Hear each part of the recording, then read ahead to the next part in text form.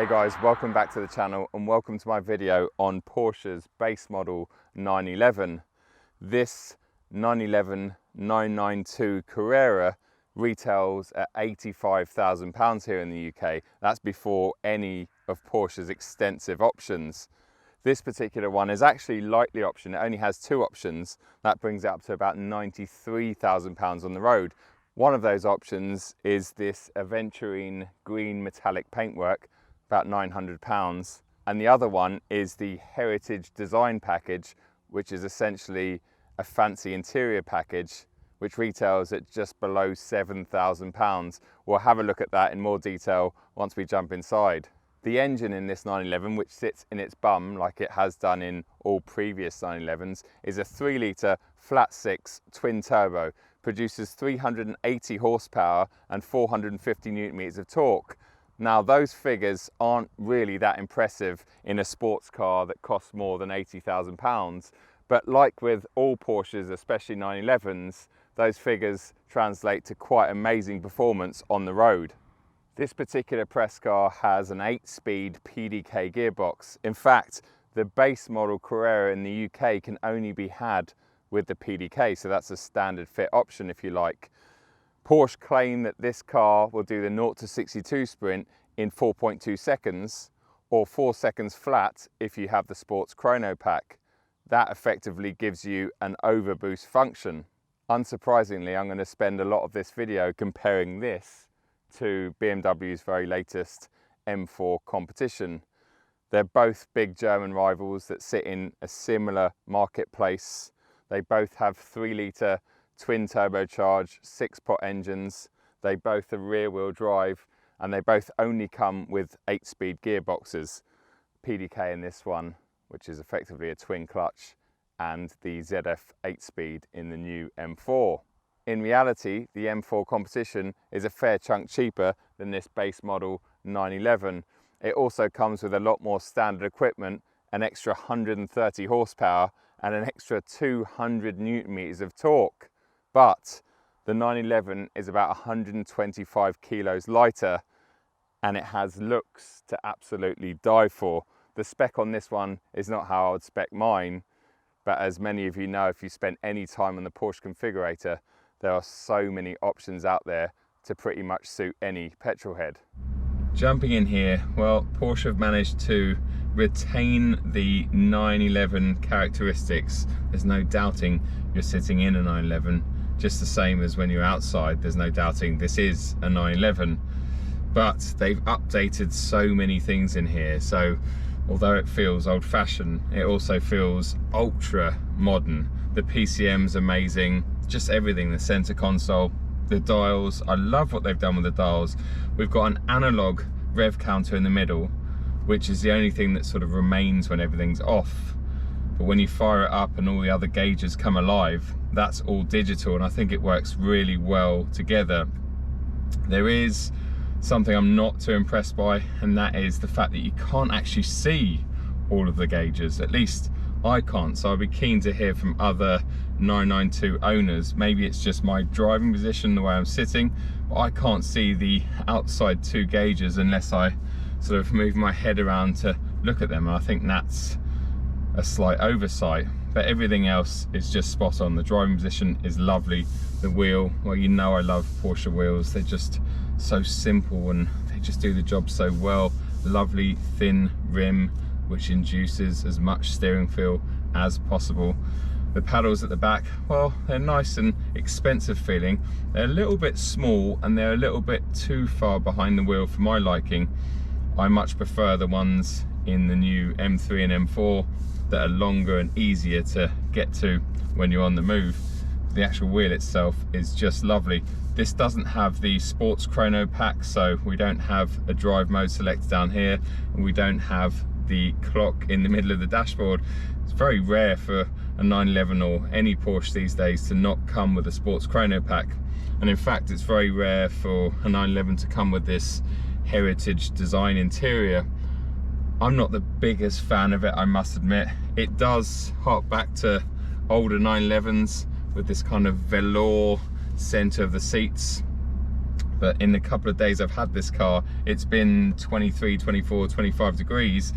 And although that's not really hot, it is quite warm, and I've constantly had a sweaty arse because the velour produces so much heat. So I'm not the biggest fan of it, the way it looks, and I'm not the biggest fan of the way it operates, if you like. I don't like the fact that I'm constantly sitting on a very, very warm seat. I'm sure they'll be lovely come winter.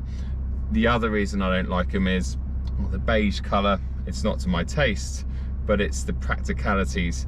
If you were to spill some coffee on that centre bit of the seat, I dread to think how hard that would be to remove. So really not for me. That £7,000 of the interior package would be much better spent on a Bose sound system, a sports chrono pack, sports exhaust, and a few other bits and pieces that you want on your Porsche. This very latest PCM does work very well.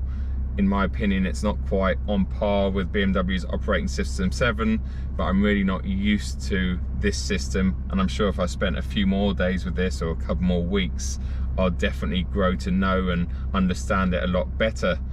I actually really like what they've done with the center console here. They've left some toggle switches for the climate control and some knobs and buttons for your stereo, along with the ones on the steering wheel, of course. And up here we've got a few toggle switches for your drive modes, your sport button, your hazard lights, traction control settings, and your damper settings. In terms of actual driving modes that you have, well, we have wet, normal, and sport, and the chassis also in normal or sport. So it does have adaptive dampers essentially, and you do notice the difference between normal and sport. I think sport is just a bit too stiffly sprung for most of the time here in the UK. Unfortunately, in this very latest 992 generation, Porsche have removed their iconic and massively over-engineered cup holders. They've been around since the 997 generation off memory, so that's fast approaching 20 years. And now they've reverted to one out of the dashboard and one that sits here. The one on the dashboard, the passenger side, isn't bad and will fit the majority of drinks, bottles, cans, etc. But this particular one seems like a bit of an afterthought to me. And if you want to put slightly bigger bottles in there, well, they simply just don't fit, and that's a little bit frustrating. But at least you do have two kind of usable drink holders if you need them.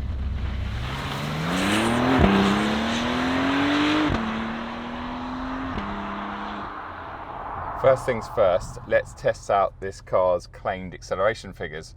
Porsche say this base 911 Carrera without the sports chrono pack will do the 0 to 62 sprint in just 4.2 seconds. It feels a lot faster than that to me. My race box is ready, launch control is active, here we go. It's just insane off the line, and there we go. 3.59 seconds.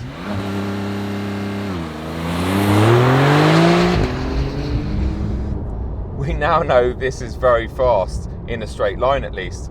What's it been like to live with for the past 48 hours? Could you actually use one of these 911s as your daily? In terms of practicalities, well, it's a 2+2, like the majority of 911s.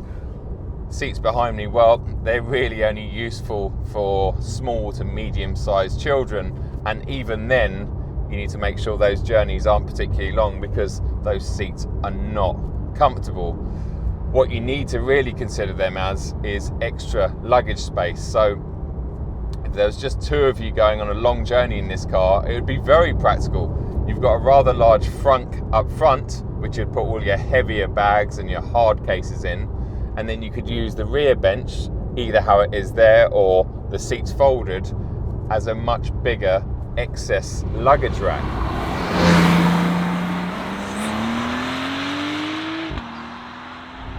But there's no denying, if we're comparing this to the M4 competition, well, that has much more room in the rear seats and a larger boot.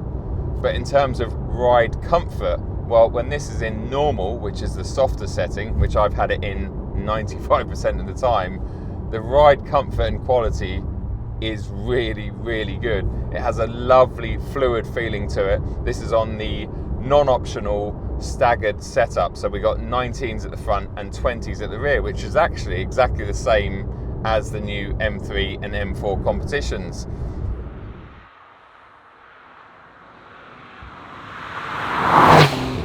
Something you become very aware of is how wide the rear end of this car is. The front end is really compact and feels like you can navigate it through anything, but when you look at your door mirrors and the rear wings that are sticking out, well, you've got to be pretty cautious, even down a road like this, which I wouldn't really say is a narrow B road in the UK. It certainly feels a bit wider and less agile down here than an M4 competition would, where the car is consistently the same width the whole way along.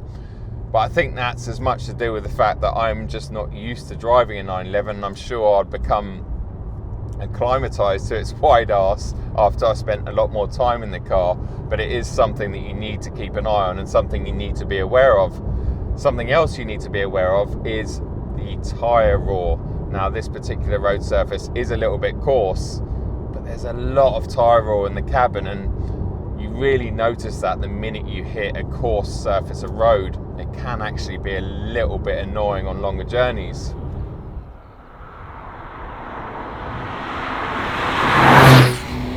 Something that is absolutely outstanding in this 992 Carrera is the Pdk Gearbox. Press this M button down there that gives me a manual, so now I've got the paddles to override it, and it is just completely flawless. The way this changes gears is unbelievable, and when you're in auto, it does a fantastic job of stirring the gears, whether you're in normal or whether you're in sports, where it holds onto the gears a bit better. But when you put it over into manual, I've never experienced anything like it. I haven't driven a modern 911 with a PDK for many years, and this feels so much quicker than the last one I drove, which was probably a 997.2. It's just unbelievable. Second, third, fourth. I mean, it's just so smooth, but yet it still feels fun and engaging to use. And I have to say that there is no doubt that Porsche's PDK is a hell of a lot better than the ZF 8-speed that's in the M4 competition.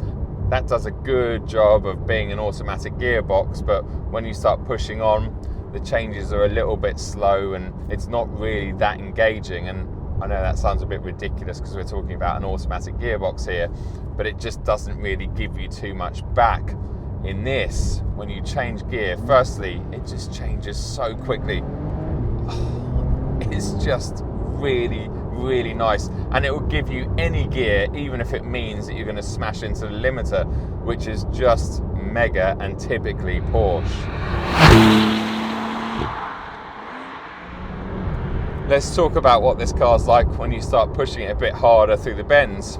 Again, typically 911, this doesn't feel too different to the last generation, 991, or the generation before that, the 997, in the fact that the front end just feels a little bit vague. And it's only been in the last hour or so where I've started to understand and feel the car communicating to me. But the first day I had this, I wasn't feeling great. I have to say, the front end just felt like it was moving around and floating around a little bit.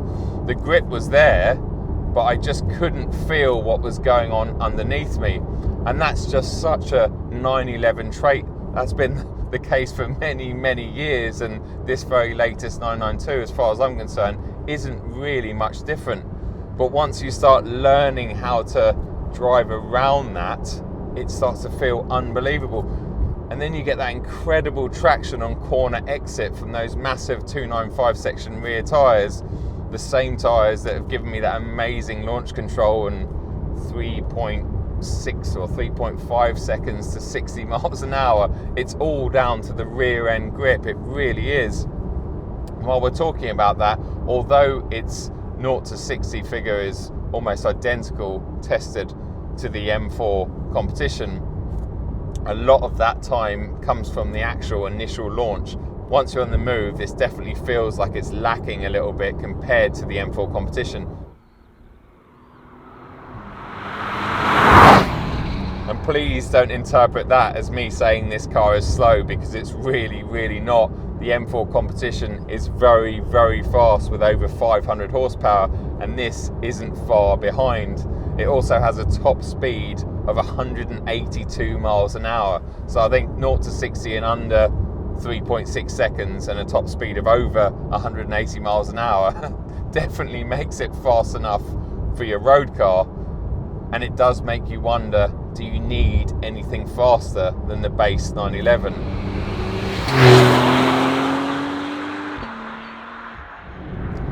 I've always had a bit of a soft spot for the 911, and spending time with this very latest 992 generation, well, that hasn't changed at all. In fact, I really want one of these. They're absolutely glorious cars, and they are worth every single penny. Mine wouldn't be spec like this. I don't mind the aventurine green metallic paint, but this interior, especially as it's an extra £7,000, well, it just doesn't do it for me. In fact, a good friend of mine, Taryn, has just picked up his base 911 992, and he's spec'd that beautifully. It's blue, black leather. He's gone for the bigger wheels, the Bose sound system, the sports chrono, and the sports exhaust. And I think that actually worked out about the same price as this car. So yeah, get rid of this interior and give me some of those tasty options.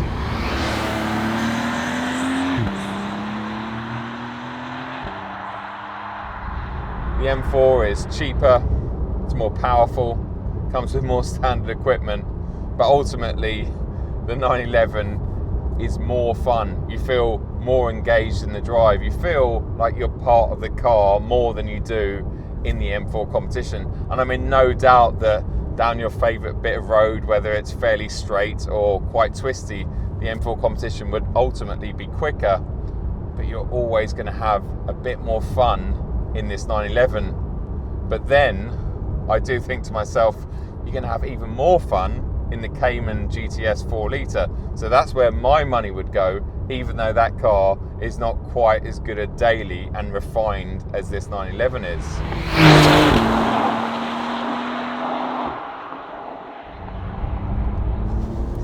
Guys, thanks a lot for watching as always. If you want to see more content on this 911, please head over to my Yes Auto page. There'll be a link in the description below. Until the next video, take it easy, and I'll see you soon.